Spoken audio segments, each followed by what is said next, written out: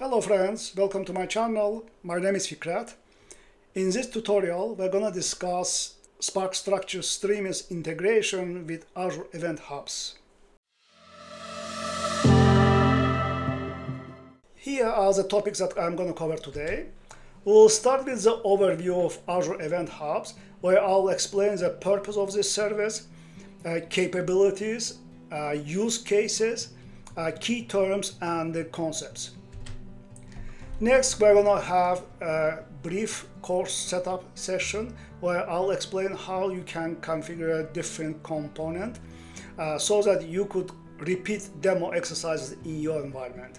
So I'll show how to provision event hubs, how to create SAS keys, install pipeline libraries, and then I will show how you can generate demo data. In a demo section, we're gonna start by building simple streaming pipeline reading from event hubs. We will parse event payload coming from event hubs. So data in event hubs comes in special format, so you need to convert it to readable format. Once we convert event payload and parse it, we will apply some sample transformations. So in this case, we're going to aggregate data based on event timestamp, and finally we will write streaming data to event hubs. One short notice: this demo requires basic understanding of Spark structured streaming. Although I will be explaining all the commands and the concepts as needed, you would benefit if you take a look at more detailed Spark structured streaming related video that I will refer in the description of this video. Also, if you are new to the channel, please subscribe. Thank you. Let's get started.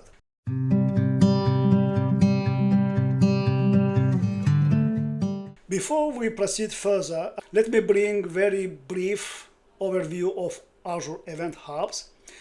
Event Hubs is one of the most popular stream handling platforms from Azure, which allows you to handle high velocity data coming from either your applications or devices. Let me explain some of the basic streaming and Event Hub topics on the example of this diagram from Azure Event Hubs website. So we have Event Hubs namespace, which is logical container. Within that, you can have one or more event hubs. Your applications or devices send this data to Event Hub, and then you have other applications like Spark Structure Streaming, which can pull this data, process, and store it as needed. Azure Event Hub is not permanent storage, so depending on your service level, Event Hubs can store your data for 1 week or 90 days. And during that period, your applications should pull this data and write it to permanent storage. Event Hubs can have one or more partitions. Partitions allow you to parallelize streaming data coming to Event Hubs. In other words, partitions allow you to increase throughput of your application. So in this diagram, you can see that each partition have number of events, and events within each partition will be in certain order. It's also called offset. You can use partitions in multiple ways. You can either distribute data from single data source between partitions. So we'll talk about different ways of distributing data a little later. Alternatively, if you have multiple sources, you can also choose to dedicate each partition to your data sources. Now let's talk about consumer groups. Consumer groups are logical containers which allows you to feed Event Hubs data to multiple independent applications. So you can view it as parallel channels that allows your applications to receive different data on different pace. Throughput units. Throughput units are performance parameters of Event Hub, which defines the speed at which Event Hubs process your data. So typically one throughput unit allows you to ingest 1 megabyte of data and egress 2 megabyte of data. If you start receiving data at higher speed, by default, Event Hubs will throttle that ingestion. In terms of communication protocols, Event Hubs allows you to communicate using 3 different protocols. AMQP is a default protocol.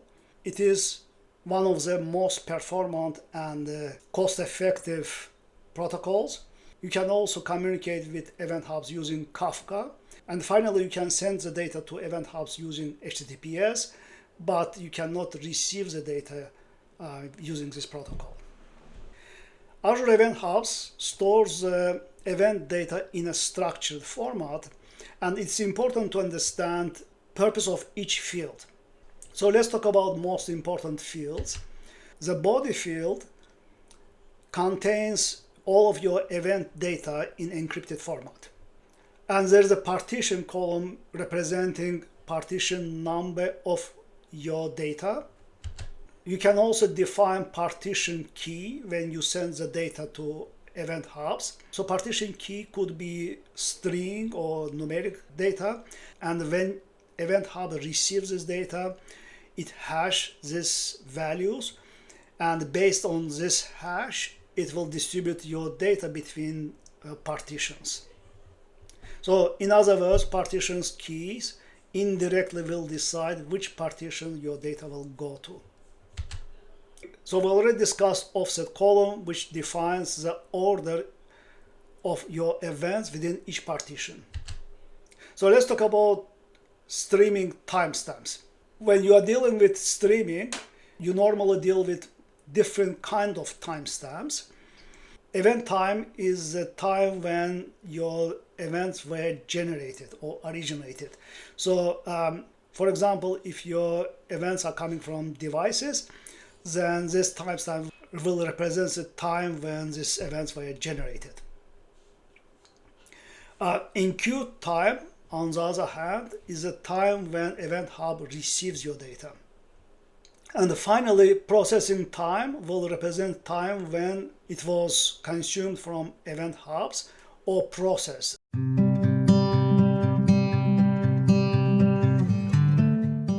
All right, let me explain how you can set up different components in case you want to repeat these exercises in your environment. First of all, you'll need to have Event Hub namespace.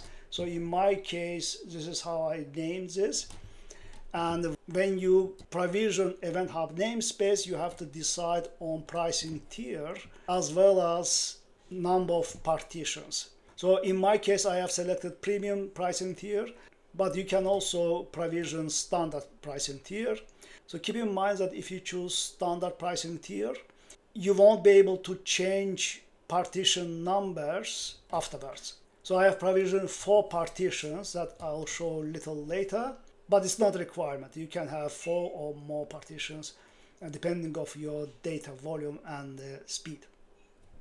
The next step is to create event hubs within your namespace.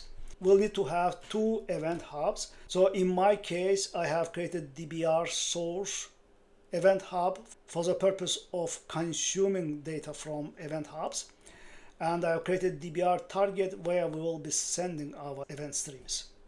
Once you have created your event hubs, the next step is to create shared access policies. And you can do that by expanding settings tab and navigating to shared access policies and hitting add button, which will allow you to name the policy and select permissions. Make sure that you select send and listen permissions for both event hubs. And once you created this, you can go to the properties of that policy and copy the connection string. Somewhere in notebook, I will use it down the road when we localize our notebooks. As a next step, we'll need to install the libraries to our cluster. So you can do that by navigating to Compute tab in your Databricks workspace, selecting your cluster, So in my case, it's personal cluster and opening libraries. This is a Python library that we'll need, and it comes from Maven. So I'll share the name of this library in the description of this video. Now, in terms of code, I'll share two notebooks, which you can download from the description of this video. Generate streaming data notebook contains utilities and functions that allows you to generate some fake device data and send it to the event hub. And it requires few arguments. So you have to provision start date, end date, event hub connection string, event hub name, checkpoint path. So if you have created Spark structure streaming pipelines in paths, you know that it requires path where streaming logs will be written to. That's called checkpointing path. And finally, it requires some temp table to store temporarily the data before sending to event hubs. Now let me switch to main demo notebook. As you can see, I have included that generate streaming data notebook as one of the first command in my notebook. And here I am calling generate sensor data function in order to generate some streaming data. Some other localizations that needs to be done on this notebook. Make sure that you replace Unity catalog name with the name of your Unity catalog. So this Unity catalog is needed in order to store some of the temporary as well as permanent tables that will receive the data from event hubs. Within this Unity catalog, the command for will also create two schemas called bronze and silver. Command 5 is optional, so it's needed to clean up the environment in case you want to rerun this notebook. So in command 6, I have checkpoint root path where all the checkpoint folders will be written. So I'll be creating multiple streams and accordingly I have multiple variables, but all of them will be created within root folders that you can see on the line first. So make sure that you put the file path which is relevant to your environment. So in my case, I am using Unity catalog volume, but you can also write into DBFS or some other locations where you are allowed to write from Databricks. Command 7 is also optional. It will clean up checkpointing folders in case you want to rerun your notebook. And finally, in command 9 and 10, you will need to provide event hub related information. So in command 9, you have to specify the connection string from the source event hub, where we'll first consume the data from. And there's similar command down below at command 25th, where you will need to put target or sync event hubs connection string.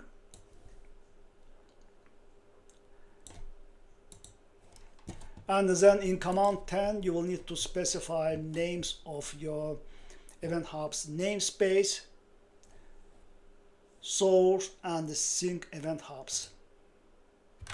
Once all this localization are complete, you can start running a generate sensor data command, which will send streaming data to your event hubs. Let me know if you encounter any technical issues.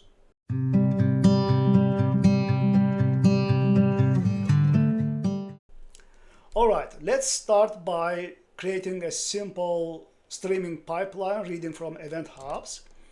So in command 14, I am creating a dictionary with key event hub configuration settings. So I have to supply connection string and event hub name here. Notice that connection string is passed in encrypted form. So I'm using certain built-in functions to encrypt this connection string. And I am using connection string for source event hub, which I have created earlier in command 9. And then in command 15, I am creating simple streaming pipeline from Event Hub. I'm using read stream API for that. Then I specify Event Hubs as a format.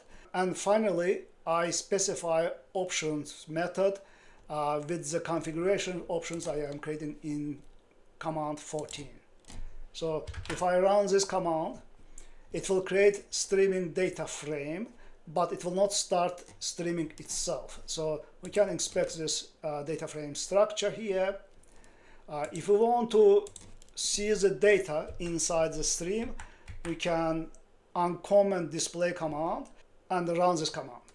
So this will initiate an ad hoc stream, which won't write to any destination. Its only purpose is to show the data. So I don't have data, but I can go to command 11 and call generate sensor data function to generate some data. So here I am specifying roughly 5 months worth of data, and then I specify details of the source Event Hub. I also supply checkpoint location because any streams require checkpoint configuration. So all of these settings have been set above in commands 9 and 10. So let me run this command. Once event generation part of this function is complete, so it starts generating the stream. So right now it's in initialization phase, and once initialization complete, all of the events will be sent to Event Hub.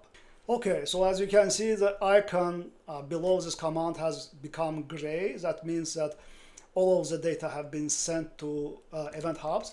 We can quickly confirm that Event Hub receives the data by navigating to Event Hub and refreshing this chart, which shows how many messages have been received.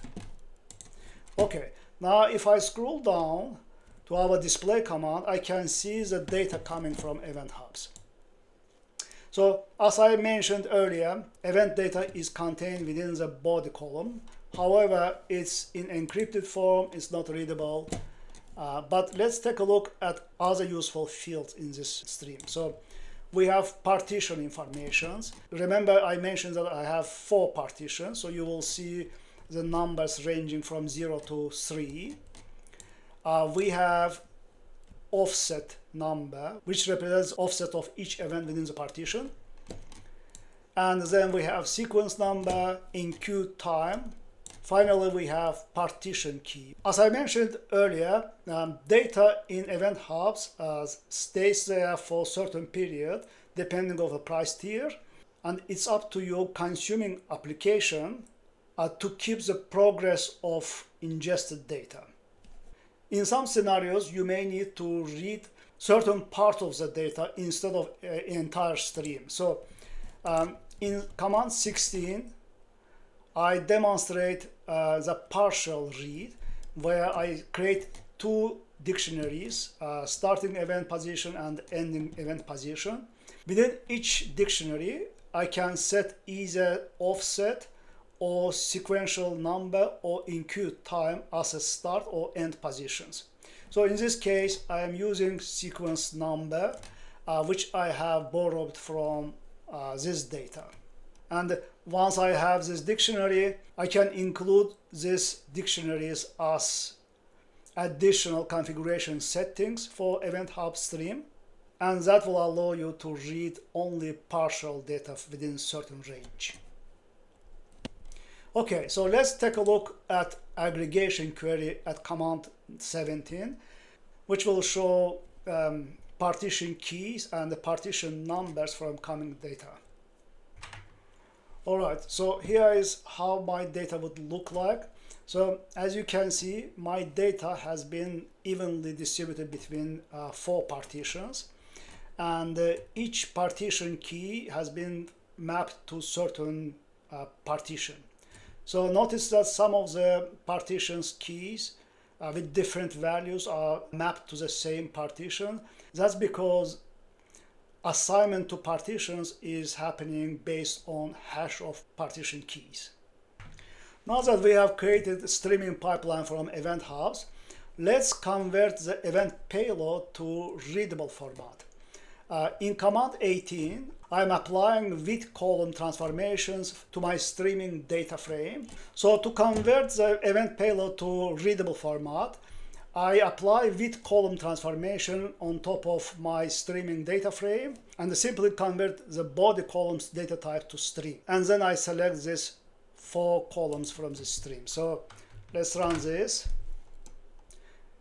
Here I am creating another ad hoc streaming query, which should show the content of my transformed data frame. One thing to notice that sometimes you won't see result from your streaming query because of some of the previous streams were created earlier have already ingested this data. So if that happens, you can go back and generate another portion of the stream. Alternatively, you can set larger date range so that event generation happens during entire notebook run session.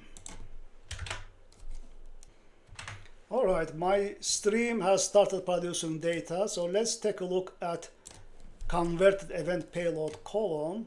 So this is in much better shape. Now we can see a JSON field with various IoT device measurement information.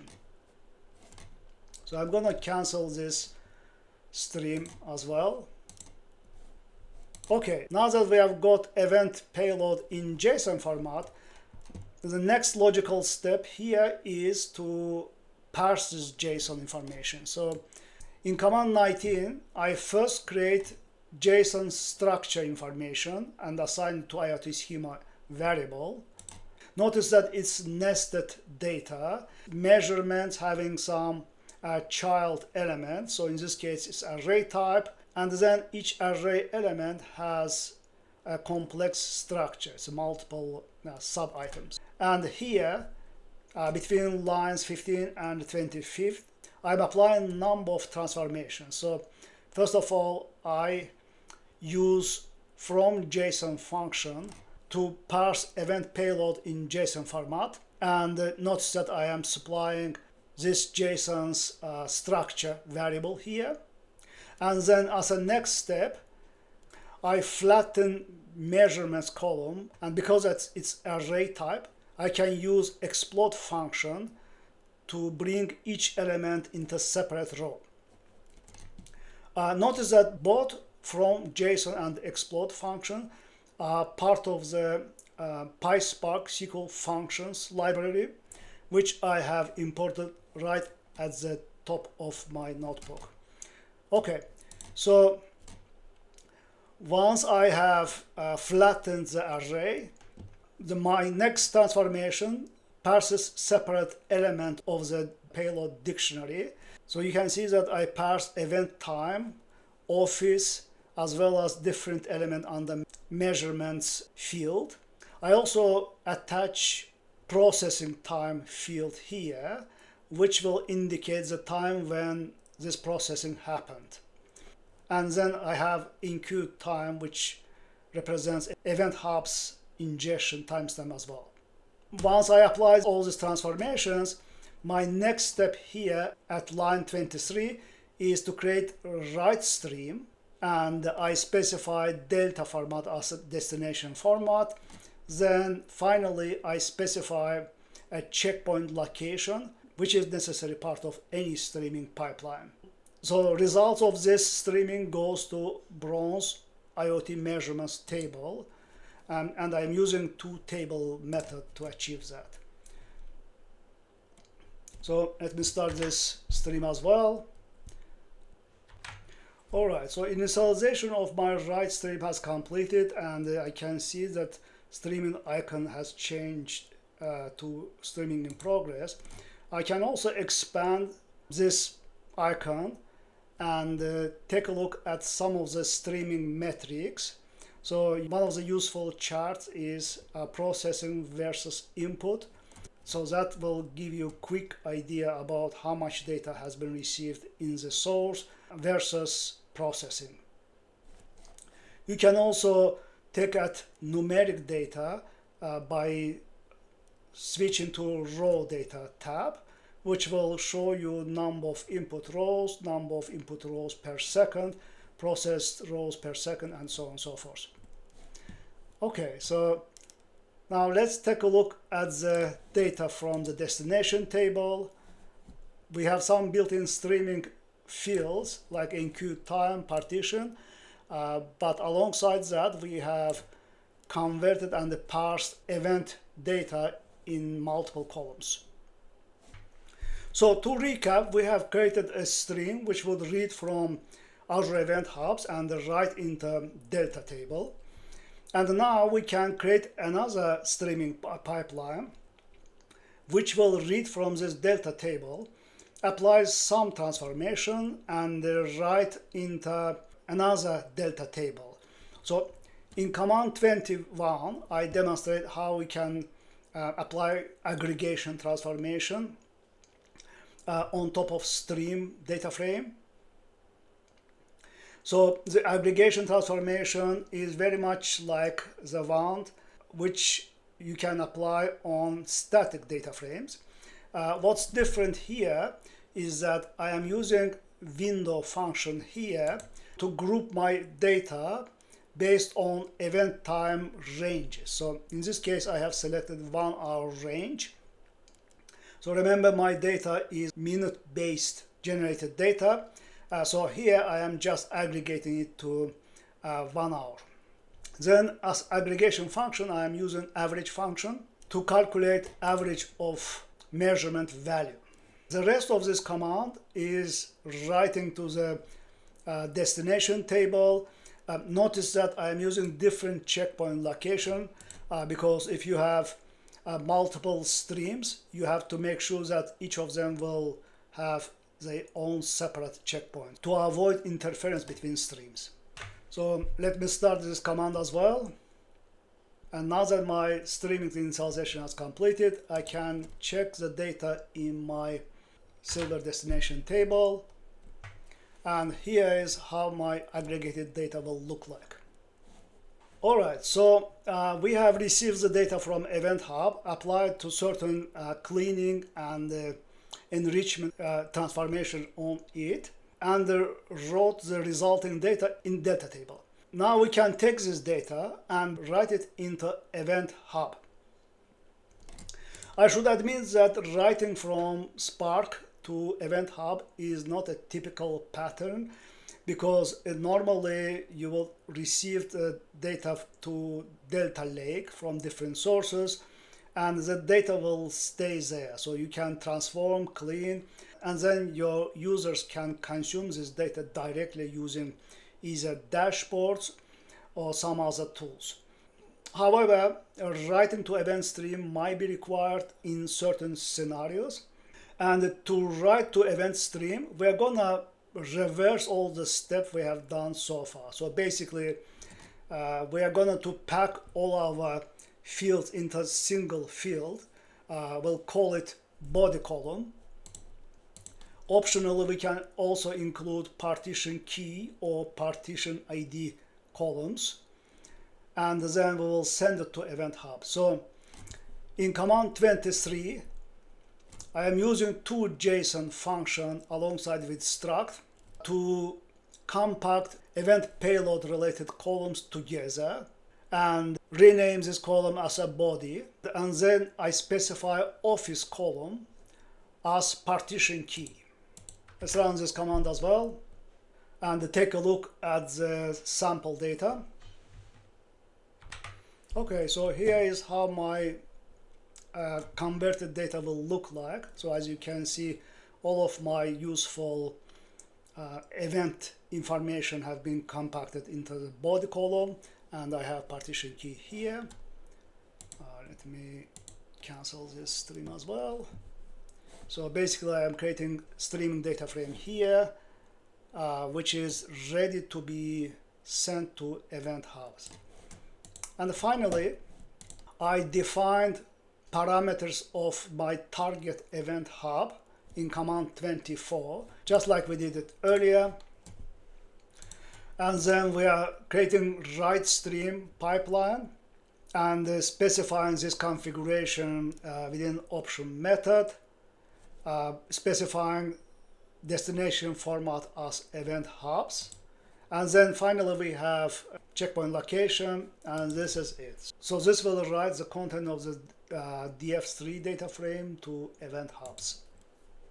Once we confirm that data has been sent to event hub, the last step is to cancel all of the active streams, because otherwise you can get a surprise bill.